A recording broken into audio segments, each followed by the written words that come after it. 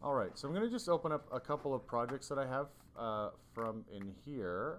So you guys, if you've decided to model stuff in separate scenes, I guess I'll open my recent files. So if I've got something like this, we want to make renders of our props, right? So I'm going to just take this stuff and delete it. I'll isolate my individual objects here. So we've got this little architectural piece, right? I'll set this to 0. So if you're making a lineup for your presentation renders, there's a few things I usually will do. I'll take my objects. I should start naming them. Delete my history. I've got a selection group I don't need, so I'm going to delete that. This I will call, double click this, call it arc underscore filigree. Usually I put an underscore at the end in case I duplicate these. It'll number them. But for now, this is okay. So if you've got separate work files, it's actually as simple as going in and grabbing some of your other scenes. So yeah, I've got this RV from the other day. This thing is pretty big. It's actually in pieces, so I should have made sure this is grouped. So I'm going to actually combine this. I usually prefer to combine over group. Again, I'll delete any history. And I think there might be some other pieces in here that have kind of tagged along for the ride, so I'll just clear those out. Again, some unnecessary groups. Call this RV. So if your objects are in different scales, right, and I want to do a prop lineup, usually what I'll do is scale them just so that they're basically in scale with each other. So the proportional relationships get distorted, basically. I'm also going to just make sure this thing is mirrored, actually. Let's do that. There we go. Okay. So there's the RV. Okay, so I'm going to just kind of rotate this so it's oriented nicely for a lineup. I'm going to center the pivot on this thing. Slide it off. So you can either decide to sort of scale things up to a certain size or scale them down to a certain size. In this case, I'm just going to scale this thing down to an approximate size here. And by the way, I should mention this too. If you're freezing pivots and stuff, sometimes when you freeze pivots, what it does is that if your object is off in the world and you go to modify freeze transforms, right? I think mine is set to, yeah, just scale only. So I'm going to make sure it's back to the default. What it actually does is it keeps the original move scale rotate and it sort of adds a second move scale rotate node on top that looks like it's got 100% scale and 0 rotation and 0 translation, but in fact it's actually away from the center of the world, right? So just a little tip, you want to go in and bake the pivot.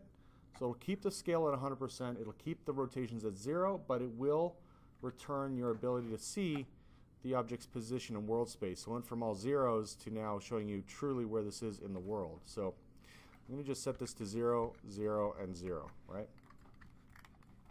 Again, I usually kind of like to start from that reference point of being centered in the world there. So again, this is mainly for the purpose of just doing kind of a quick prop render, prop lineup. And I'm going to throw in another sort of half-complete thing here. So toss in this thing. It's a little MP3 player, so let's move this out of the way. Again, it's got a bunch of other mesh here that I don't need. So I'll delete that. By the way, if you ever see your models go green, this may happen. Sometimes when you delete certain selection sets or nodes, it'll go green. You can simply right-click and assign an existing material like a blend or a Lambert, and it should kind of return the object to its kind of original state, basically. So I'll take these two, just want to combine them. And then I'll delete history, and I'll delete that plane. Again, I'm going to scale this thing up. So everything's kind of within scale or size of everything else, right? I'm going to rotate this.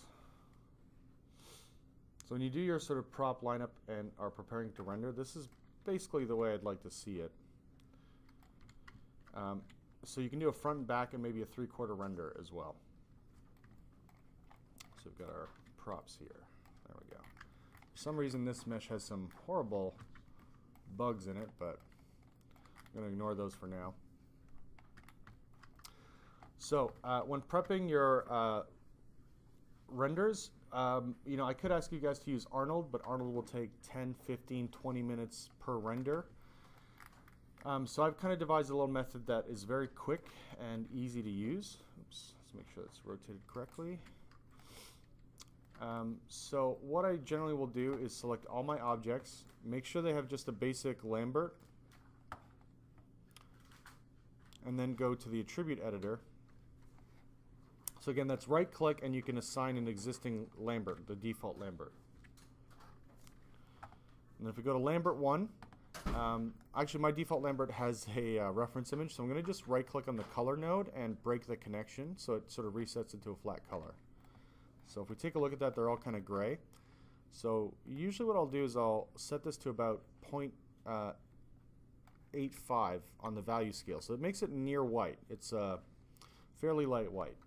By the way, as a tip, if you're just putting flat color on an object, or if you're trying to paint something, no object in reality is 100% white or 100% black. So generally speaking, you want to go as low as like 0.01 or 0.02 on the dark scale, maybe 0.05, you know. But never go to like pure black or pure white, because that just doesn't exist in reality. Although I should correct that. There is a new material. I don't know if anybody's ever seen this, Vantablack. Right? This thing is so dark it only lets 0.1% of light escape, and when you see it on objects, it literally looks like somebody just photoshopped a hole into reality. So yeah, it just doesn't seem real, right? So that would be the exception to the rule, and there are some new materials. So this is a new art exhibit that somebody put in. Somebody actually had a hole under this as well, and somebody fell in because they went too far and walked into it. But it's pretty bizarre, right? Anyways, that's Vantablack. So yeah, I usually set my light color to 0.85, maybe 0.9. So again, this is for presentation purposes only, not for modeling purposes. And then I may turn on incandescence. What incandescence is basically like a glow. So if we set it to 100%, it's a bit too much, so I will set it to maybe 0.3, 0.35, something like that. So there's a little bit of kind of self-illumination there. The other thing I'll do is go into the render options in the viewport. So since I guess my 2014, 15, I think maybe, they've been adding this Viewport 2.0 viewer, and it's actually now the only one. They used to have an older version alongside it. Now we just have Viewport 2.0 and Arnold. But what I'll do is I'll go into the settings. And there's really only two groupings of settings I'm concerned with. The first one is screen space ambient occlusion. So I'm going to expand that. You want to enable that, and it gives you kind of a soft shading, which helps show off the surface. Samples basically deals with the quality of that. I usually max these out when I'm doing a kind of quick presentation render. We've got the amount, so if you increase the amount, if I zoom in on one of these objects, you can see it just makes that effect much more present. You know, usually the default value of 2 is okay. The radius will affect the spread, so it will make the shadows a little softer and possibly a little more difficult to read. So if I move it from 16, I will move it somewhere between 16 and 32. And then you can combine that with an increased amount, but it may make certain areas very, very dark and hard to read. So kind of want to balance this a little bit so we get kind of the best of both. And I'll dial the spread maybe down just a little bit as well. Okay, and then filter radius.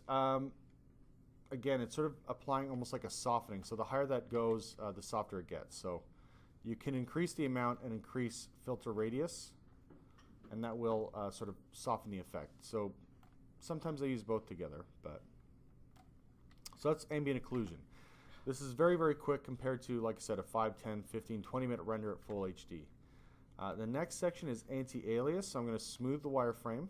And you can sort of see, if you take a look at some of the diagonal lines, it gets a little jagged in the viewport, so you can smooth the wireframe, enable multi-sample anti-aliasing, and again, increase your sample count to 16. So generally speaking, will give you much smoother lines compared to the default inside of Maya's viewport. Now, I could, sometimes I do this where I will take the pivots on these things and set them to the minimum. So for that, I've got my, go to my Dawson tab that I've set up, and I've got Facer, which is installed. If Facer doesn't work for you, by the way, I think I made a typo when I installed it. You want to right-click and edit. And it may have sort of the colon instead of the semicolon. So you may have two dots instead of the dot and the comma. So it should be the dot and the comma, and it'll launch. So if you get an error, that's totally my fault.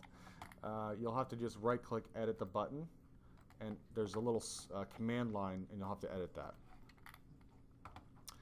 But what I'm going to do is go into the pivot toolbox and just set the pivot to base. So what that does is it drops the pivot to the lowest possible polygon or vertex in the model, right? Set to base. So I went into pivot toolbox and then selected my object and went to set to base.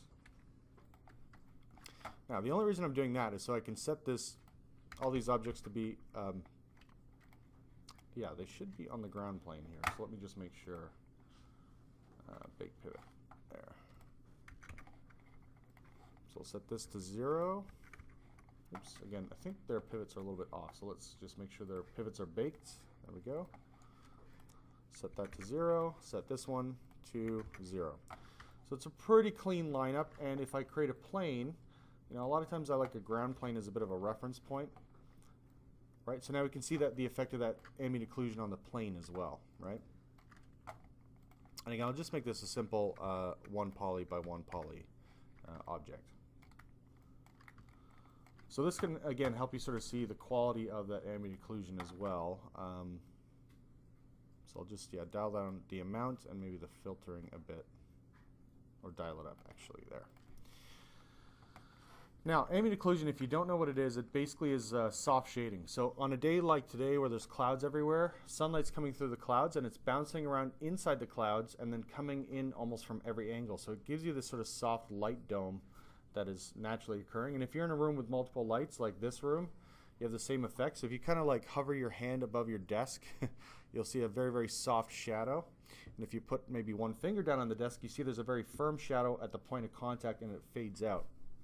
So that's kind of what ambient occlusion is doing, is this sort of like 3D cheat in a way of kind of creating a general light source, a broad soft light source, giving you broad soft shadows. And what it does is it highlights the crevices, the cracks of your object. So that's kind of the you know, the main use, I guess, for ambient occlusion. So we've talked about settings. Next up, we want to actually create a render from this. So what I'm going to do, I usually will go to render settings as a backup. So I'm going to go render settings. Now you can actually do still images if you do Maya Hardware 2.0. It's actually basically rendering from the viewport. I usually don't do it from here. I usually just do it right from a PlayBlast. So I'm going to scroll down, and you want to make sure your image size under preset is set to HD 1080.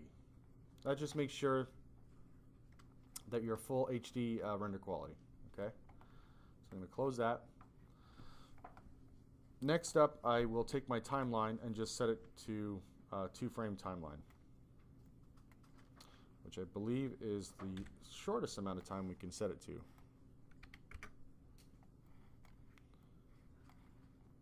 Actually, or I can manually enter in 1 frame, let's say.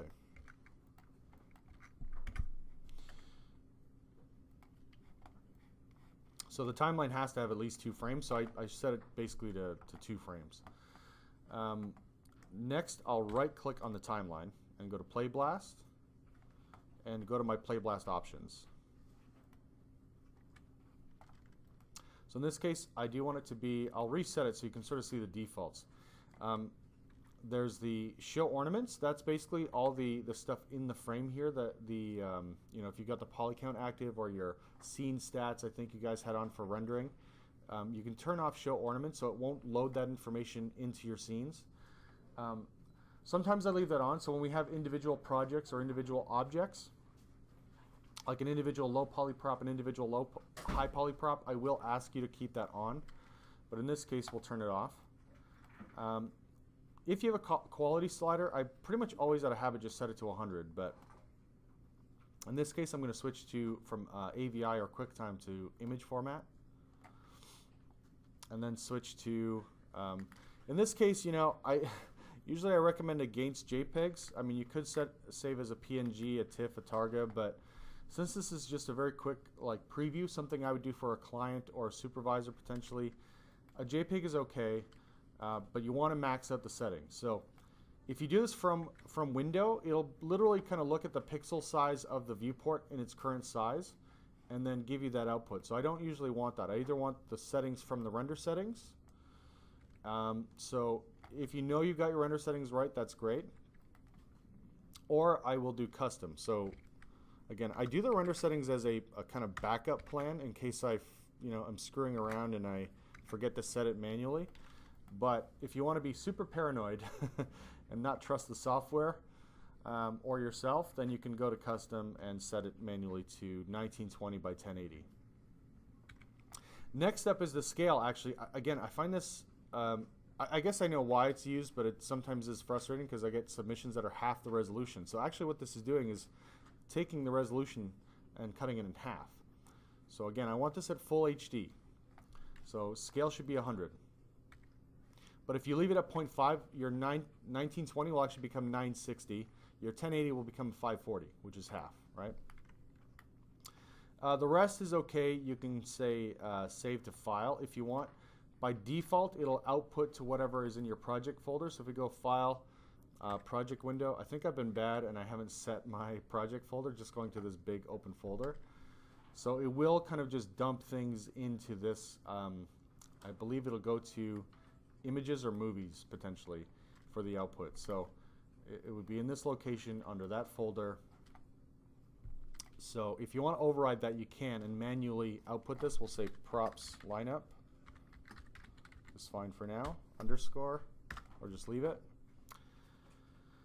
So if you hit apply or play blast, apply will leave the window open, play blast will close the window and still do the same thing. But so we'll take a look at this. I think I just have it going to my D drive, if I'm not mistaken, D and McIver.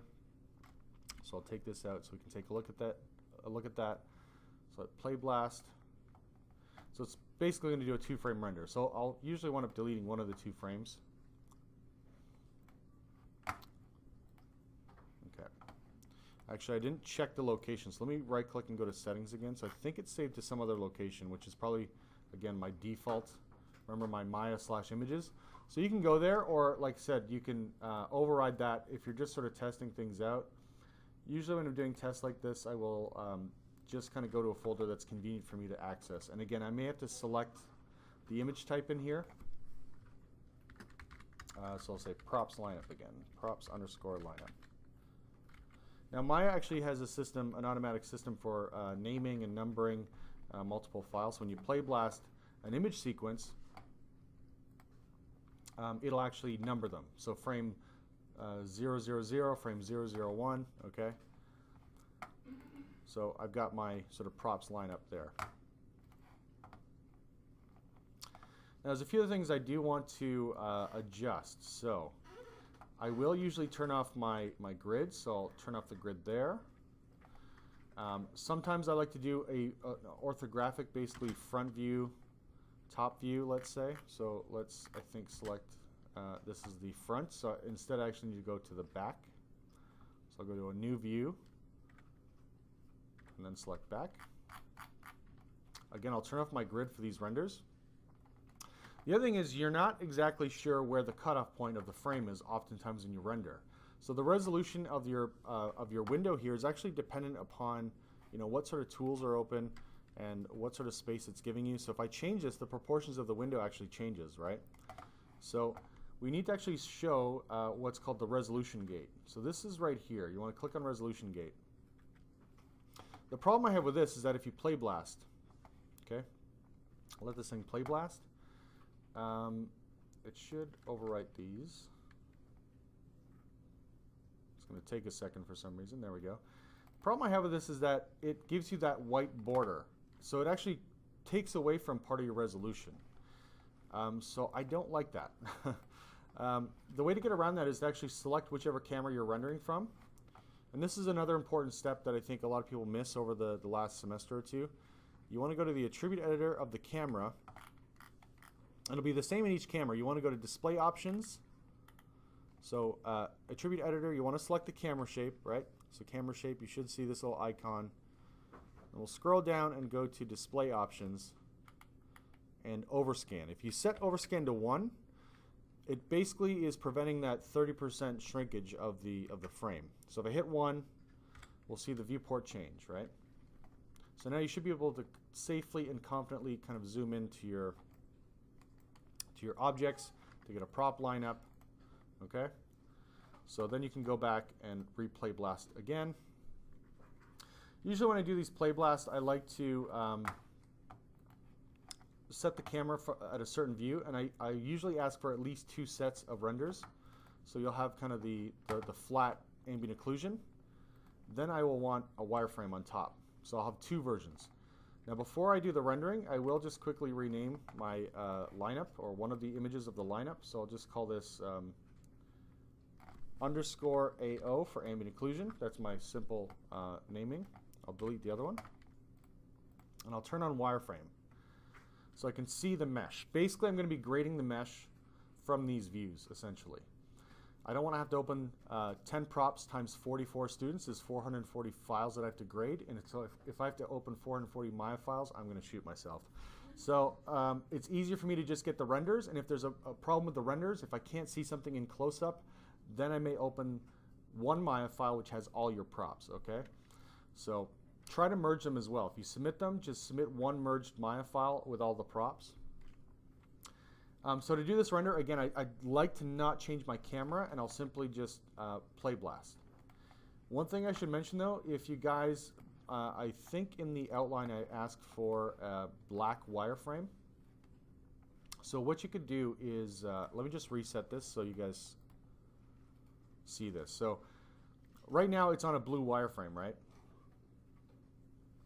If you want to get black wireframe, basically you want to make sure all your objects are deselected, your grid's off. You have to go to Display, Windows, Settings and Preferences, Color Settings, okay? And what you have to do is go to the Inactive tab, and it should be under Objects. So Inactive Objects, I believe by default, if we take a look, Polygon Surfaces, it's that blue color. You could change it to something else, like green or something, or bright blue, but I don't want that. I just want a simple black wireframe.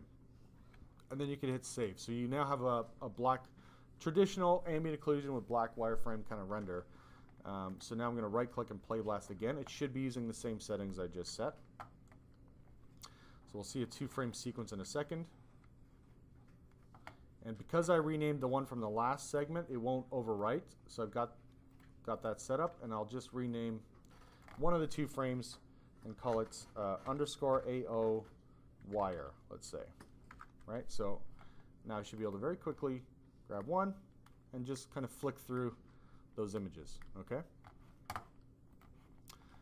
So generally speaking, what I recommend is maybe a front view, maybe a back view, and then you could do a 3/4 view essentially the same way. So do something like this. If you want, you can scale the heck out of that plane so it just goes on for infinity, or what would seem like infinity, and then we can do kind of a 3/4 render. Again, if I'm in perspective, I will have to reset some of these settings. I have to go to resolution gate, right? Select the perspective camera, go to overscan, right? Set it to 1. And when I hit enter, you'll see it zoom in a little better there. So I'll grab all 3 of these objects, maybe hit F to frame this a bit better, and then manually zoom in. I'll just deselect by clicking on some empty space in the outliner. And again, let's do, yeah, we'll just delete that. I may rename this too, since I'm now in perspective, so I might say, underscore pers for perspective. And we'll play blast. So again, I like to kind of leave the camera where it is, and then just flick on the wireframe option. Okay, so close that. So I'll just rename one of these to AO, as I did before.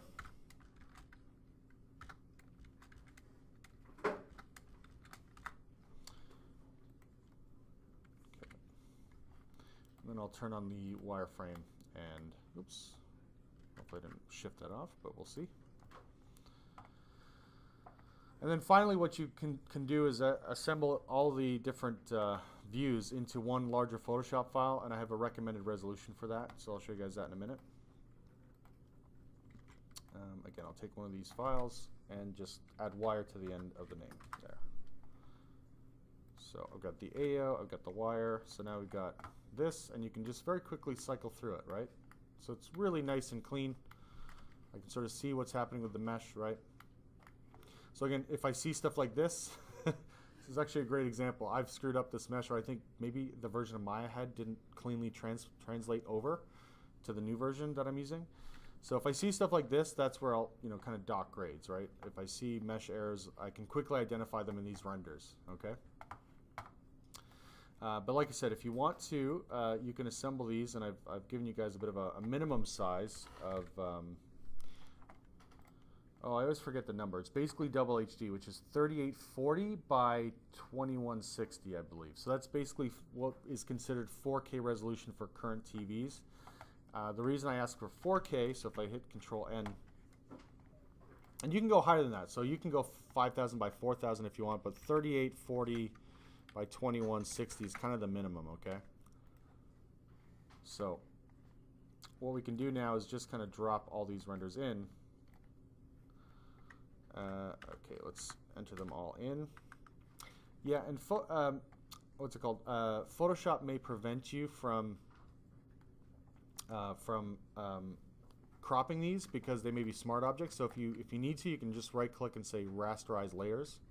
So I'm selecting them all at once, and then just right-clicking Rasterize Layers. So now they're kind of croppable or editable.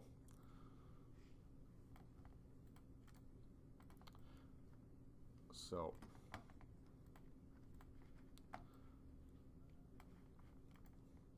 and since these are kind of longer objects, I could, in theory, crop out these two. So before I move that, I may just go to the marquee tool. Instead of using crop, I'm going to use marquee in this case.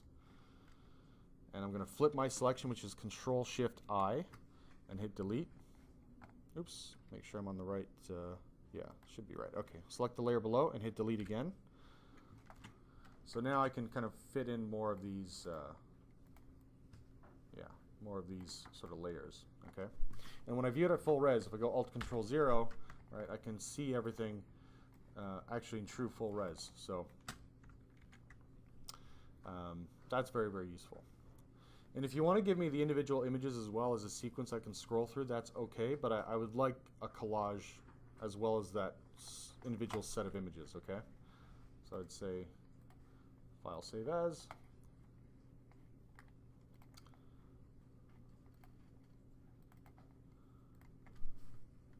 Yeah, we'll just call it props.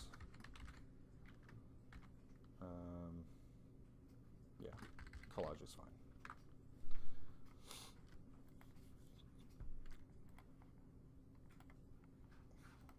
And again, I think saving out a flattened version of this, so just a PNG is okay, I think, would be fine.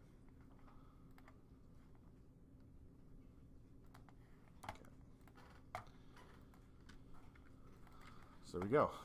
So like I said, when I view these and grade these, I'm going to just kind of click and drag and kind of zoom around and kind of, oh my god, there's a problem right there. I'll sort of look at what's working well and maybe what needs some improvement, okay?